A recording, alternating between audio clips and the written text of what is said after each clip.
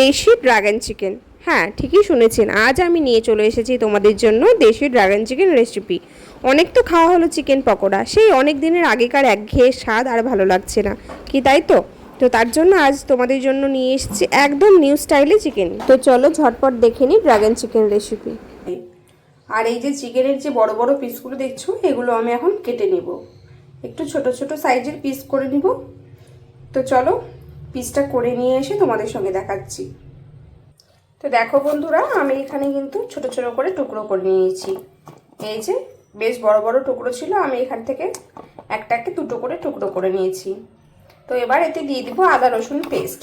তো আদা রসুন পেস্টটা আমি এখন করে নেব। আদা রসুন পেস্টের জন্য ঠিক এতটুকু আদা রসুন নিয়েছি, আর দুটো কাঁচা লঙ্কা দিয়ে পেস্ট করে নিচ্ছি। তো চলো এটা পেস্ট করে নিয়ে আসি। আমি ঠিক এখানে বেশ 6-7টা কাঁচা লঙ্কা দিয়েছি। এবার পেস্ট করার পালা। দেখো কত সুন্দরভাবে পেস্ট হয়ে গেছে। এখন এই আদা রসুন কাঁচা লঙ্কাগুলোকে এক জায়গায় করে আমি এখন মাংসের মধ্যে দিয়ে দেব।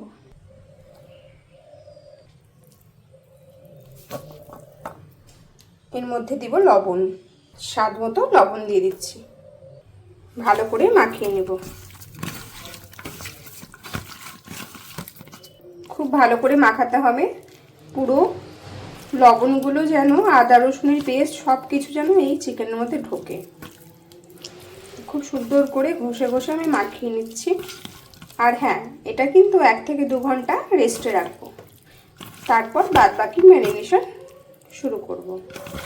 তো চলো এটাকে এখন 1 থেকে 2 ঘন্টা মতো রেস্টে রেখে দিই। বলেছিলাম এটা 1 থেকে 2 ঘন্টা আমি রেস্টে রাখবো। তো এটা আমার এখন 2 ঘন্টা প্রায় পূর্ণ হয়ে গেছে। এবার আমি বাকি ম্যারিনেটটা এখন করে নেব। তো চলো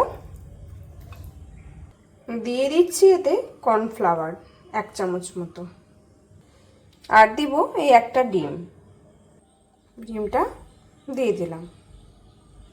ব্যাস আর কিচ্ছু দেব না, এই ডিমটাকে আর এই কর্নফ্লাওয়ারটাকে এখন ভালো করে চিকেনের সঙ্গে মাখিয়ে নেব।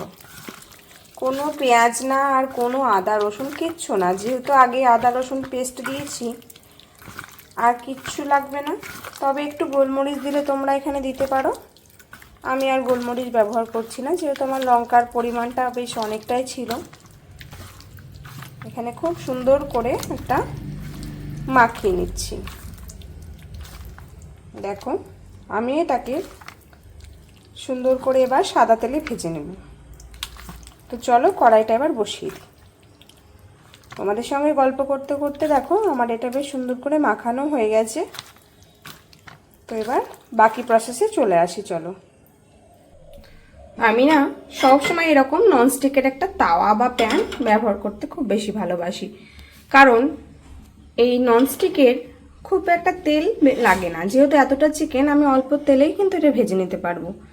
তো চলো আমার তাওয়াটা কিন্তু বসিয়ে দিয়েছি, এখন এটা একটু ভালো মতো গরম হয়ে যাক। আমার তাওয়াটা কিন্তু গরম হয়ে গেছে, এবার সাদা তেল দিয়ে দিব। ব্যাস এতটা তেলেই আমার কিন্তু সব চিকেন ভাজা হয়ে যাবে। আমার তেলটা গরম হতে হতে আমার এখানে একটা সস রেডি করে নিই। চলো, সস হিসেবে শুধু নেব টমেটো কেচাপ।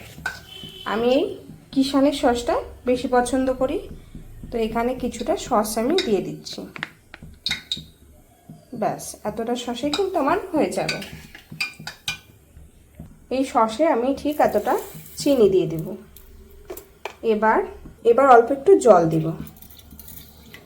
ব্যাস চিনিটা একটু ভিজে যাক, আমি ততক্ষণ চিকেন পকোড়াগুলো ভেজে নিই। চলো, তেল খুব ভালো মতো গরম হয়ে গেছে, এবার একে একে চিকেনগুলো ছেড়ে দেব।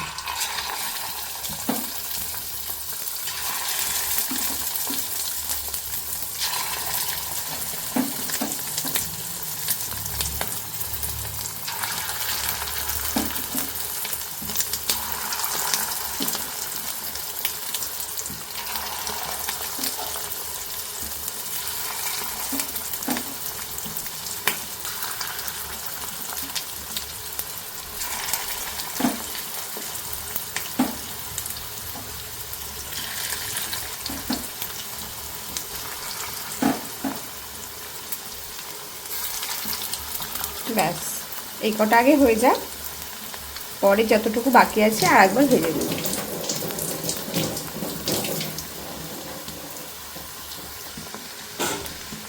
যেহেতু আমি চিকেনটা কোনো সেদ্ধ করা বা রান্না করা তো না, ওই জন্য তোমরাও এখানে হিটটা একটু কম দিয়ে ভাজার চেষ্টা করো, তাহলেই ভেতরে চিকেনটা খুব ভালো মতো সুসেদ্ধ হবে। এবার একটু উল্টে পাল্টে নেড়ে দেবো।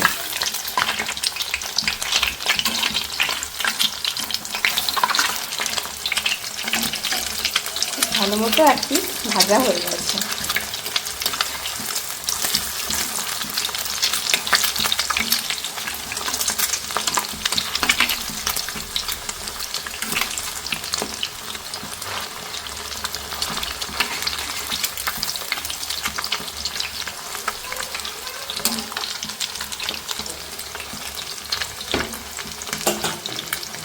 দেখো কতটা সুন্দর কালার এসেছে। আর একটু ভালো মতো ভেজে নিই, তারপর এটা তুলে নেব। একটু ভালো করে নাড়াচাড়া করে উল্টে পাল্টে ভাজতে হবে, যেন ভেতরটা ভালো সেদ্ধ হয়। আমার পকোড়াগুলো কিন্তু এবার পুরোপুরি ভাজা হয়ে গেছে। এবার আমি একে একে ভালো করে তেল থেকে ছেঁকে ছেঁকে তুলে নেব।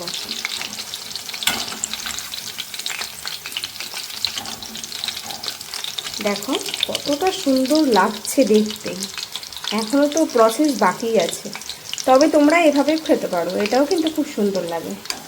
তো আমার এখানে দেখো চিকেন পকোড়াগুলো ভাজা হয়ে গেছে। আমি একে একে সবগুলো তুলে নিচ্ছি। এবার ভেতর থেকে কিন্তু খুব জুসি হয়। এবার আমি একে একে বাকিগুলো ভেজে তুলে নেব।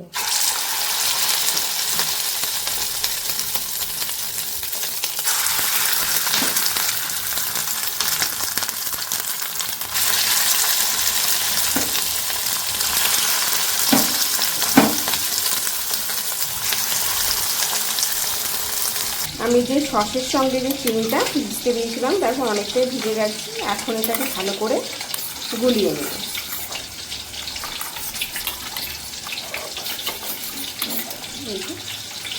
এখনও কিছুটা দানা দানা আছে, আমি এটা ভালো করে গুলিয়ে নিচ্ছি। তো এখানে আমার এটা গোলানো হয়ে গেছে। এই যে দেখতে পাচ্ছি গুলে গেছে, আর একটু একটু আছে। এটা কিছু খেয়ে বলে এমনি গুলে যাবে, আর গুলতে হবে না। এটা আমার কিন্তু রেডি হয়ে গেল। এটা এক সাইডে এখন রেখে দেবো। বাদ বাকি যে চিকেনগুলো ছিল সেগুলো প্রায় ভাজা হয়ে এসেছে। আর একটু লাল লাল করে এগুলো তুলে নেব। দেখো এখানে কত সুন্দরভাবে আমি পকোড়াগুলোকে ভেজে নিয়েছি। এবারে পকোড়াগুলোকে আমি টস করে নেব। খুব সুন্দরভাবে সব পকোড়াগুলো ভাজা হয়ে গেছে। টস করার জন্য আমার মেন লাগবে কিছু মশলা। মশলা মানে তেমন কিচ্ছু না, শুধু এই যে বানিয়ে রেখেছি সস, আর লাগছে ঠিক একদম ফ্রেশ দুটো কারি পাতা। এটা আমি এক্ষুনি গাছ থেকে তুলে নিয়ে আসলাম, আমার গাছ থেকে। তো আমি এখন এটা তেলে দিয়ে দিব।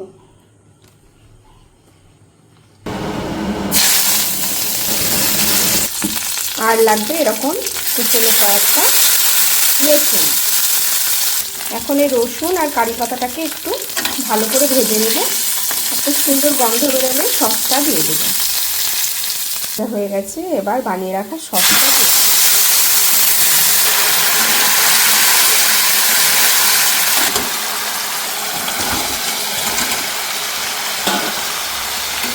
ভালো করে নাড়াচাড়া করে নেব।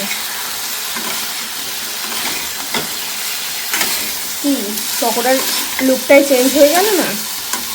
আমার তো এইভাবে খেতে ভীষণ ভালো লাগে। এটাকে অনেকে 65ও বলে, তবে আমি জাস্ট নর্মালি চিকেন পকোড়াই বলে থাকি। এটা হয়ে গেছে, এখন নামিয়ে দিই। দেখো কতটা লোভনীয় হয়েছে দেখতে, দেখেই খেতে ইচ্ছা করবে।